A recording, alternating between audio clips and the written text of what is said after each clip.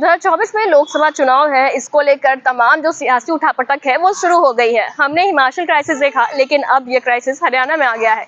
जी हां, हरियाणा के सीएम मनोहर लाल खट्टर ने अपने पद से रिजाइन दे दिया है। रिजाइन क्यों दिया? क्योंकि हरियाणा में बीजेपी और जेजेपी की गठबंधन पे सरकार चल रही थी, लेकिन जेजेपी जो है वो बीजेपी से अलग हो गई है।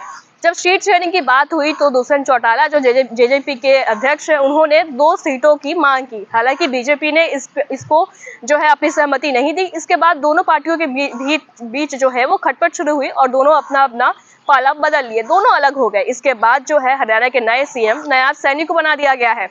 अब हरियाणा का कमान नयाज सैनी संभालेंगे। लेकिन आपको क्या लगता है कि जो 2024 चुनाव है, लोकसभा चुनाव है, उससे पहले जो तमाम जो सियासी उठापटक है, इससे क्या हरियाणा की सियासत पर असर पड़ेगा?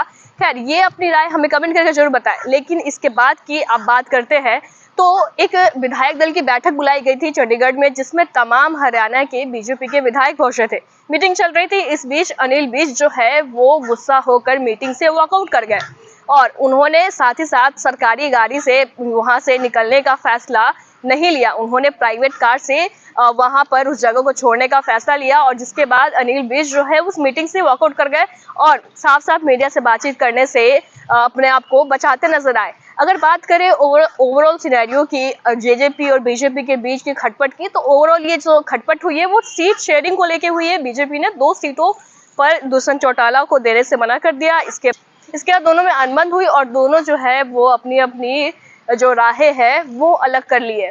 लेकिन इस बीच जो है वो जेजेपी काफ़ी ज़्यादा बीजेपी से नाराज है और बीच में ये भी मांग उठा था कि दुष्यंत चौटाला को हरियाणा का सीएम बना देना चाहिए। जी हाँ, जेजेपी के जो प्रवक्ता है उन्होंने कहा था दुष्यंत चौटाला को हरियाणा का नया सीएम बनाना चाहिए, क्योंकि काफ़ी लंबे समय से 4.5 साल से वो सरकार के साथ मिलकर हरियाणा के डेवलपमेंट पर काम कर रहे हैं। ऐसे दुष्यंत चौटाला को एक मौका जरूर देना चाहिए।